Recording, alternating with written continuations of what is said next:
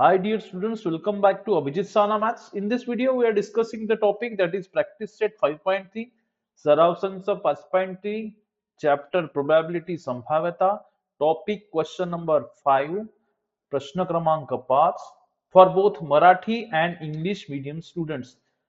तर इथे प्रश्न क्रमांक 6 आहे, एक नाणे व एक फासा एकाच वेळी फेकले असता घटना ए साठी अट छाप आणि विषम संख्या मिळणे अशी आहे. घटना बी साठी अट एच किंवा टी आणि समसंख्या मिळणे अशी आहे. घटना सी साठी अट फाशावरील संख्या 7 पेक्षा मोठी आणि नाण्यावर काटा मिळणे अशी आहे. एक नाणे व एक फासा एकाच वेळी फेकले असता नमुना अवकाश, नाण्याला दोन बाजू असतात, एक आहे एच आणि दुसरा आहे टी. तर फास्याला 6, फास्याची निष्पत्त्या 6 आहे, 1 2 3 4 5 आणि 6. तर आपल्याला एका वेळेस एक नाणे आणि एक फासा टाकले असता मिश्र स्वरूपाची निष्पत्ती एच कॉमा 1 म्हणजे ही एच कॉमा 1 पहिली निष्पत्ती, त्यानंतर एच कॉमा 2 ही दुसरी निष्पत्ती, त्यानंतर टी कॉमा, त्यानंतर एच कॉमा 3 अशी निष्पत्ती H3, त्यानंतर H4, H5 आणि H6 अशा प्रकारच्या निष्पत्त्या आपल्याला H आणि 1 ते 6 पर्यंत फास्याच्या कॉम्बिनेशन करून तयार करता येईल. त्याचप्रमाणे सिमिलरली टी आणि 1 2 3 4 5 6 याच्या मिश्र स्वरूपात T,1, T,2, T,3, T,4, T,5 आणि T,6 अशा प्रकारे आपल्याला एकूण 12 निष्पत्त्या नमुना अवकाशाच्या मिळाल्या आहे. केव्हा? जेव्हा एक नाणे ज्याच्या निष्पत्त्या 2 आहे आणि एक फासा ज्याच्या निष्पत्त्या 6 आहे याच्या मिश्र स्वरूपात जे नमुना अवकाश आहे ते आपल्याला इथे मिळालेलं आहे. एकूण घटक संख्या इथे 12 असल्यामुळे NS बरोबर आपण इथे 12 लिहिलेलं आहे. इथे घटना ए साठी अट छाप आणि विषम संख्या मिळणे अशी आहे. छाप म्हणजे आपल्याला H आणि विषम संख्या म्हणजे 1 2 3 याचं कॉम्बिनेशन म्हणजे एकत्र स्वरूपात H1 म्हणजे इथे H1 आलेला आहे, H2 म्हणजे इथे H3 म्हणजे इथे H3 आलेला आहे, त्यानंतर 2 हे समसंख्या असल्यामुळे हे नाही, विषम संख्या 1 3 आणि इथे 5 म्हणजे H आणि 5 हे H5 इथे आलेलं आहे. म्हणजे हेड आणि विषम संख्याचं फलित म्हणजे H,1 त्यानंतर H,3 आणि H,5 म्हणजे एक छाप आणि दुसरं विषम संख्या 1 3 5 याप्रमाणे एकूण घटक ही ए यामध्ये 3 असल्यामुळे Na बरोबर इथे 3 आलेलं आहे. त्यानंतरची घटना बी आहे, त्यासाठी अट आहे एच किंवा टी दोनपैकी कोणतंही चालते, एच किंवा टी दोनपैकी कोणतीही निष्पत्ती आणि समसंख्या.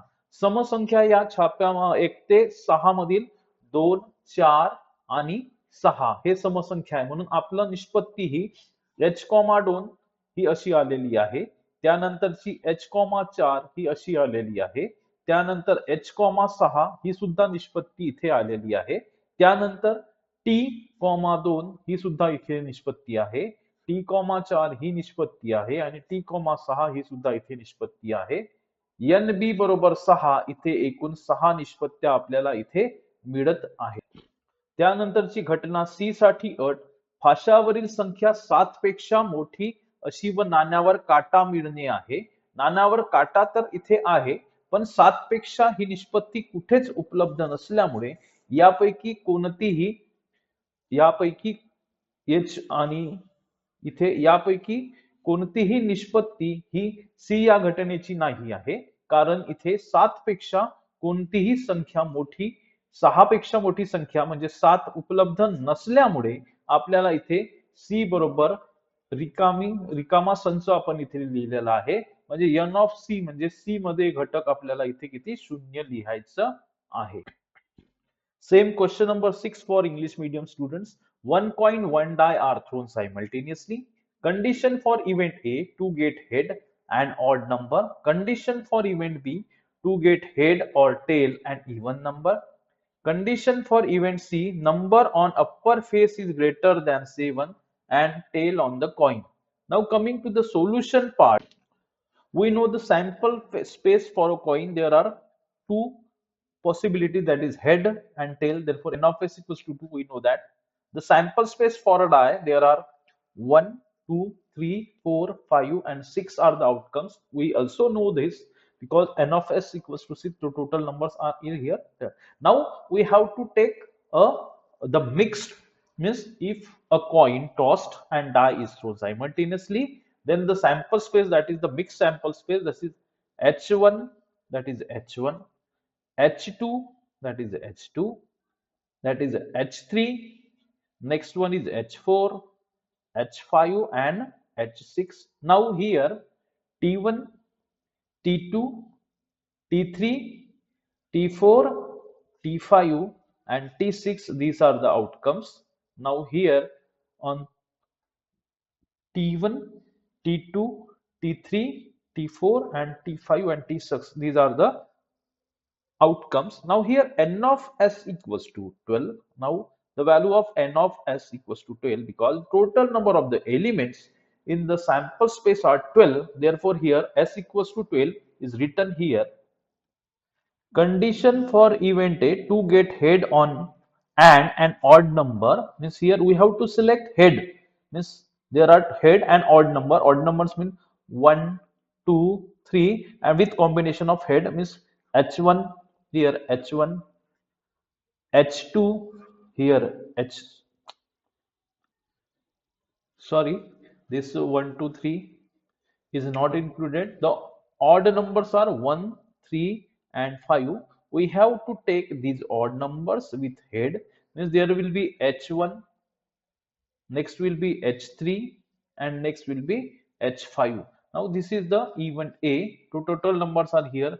N of equals to 3. Now next condition for event B, to get head or tail and even number. Now we have to select either head or tail and an even number, that is 2, 4, 6, means head and 2, that is h2, head and 4, that is h4, head and 6, that is h6, or T and 2, that is a T2, T and 4, that is a T4, T and 6, that is a T6. Means total number of the elements in this event are, this is a 1, 2, 3, 4, 5, and 6. Therefore, n of B equals to 6. Now the next event C, that is the condition for event C. Number on the upper face is greater than 7 and on the coin. Now there is no number greater than 6 on the die. Therefore, there is a empty set. Therefore, n of c equals to 0, and this is a n c equals to 5. That is c equals to, this is an empty set.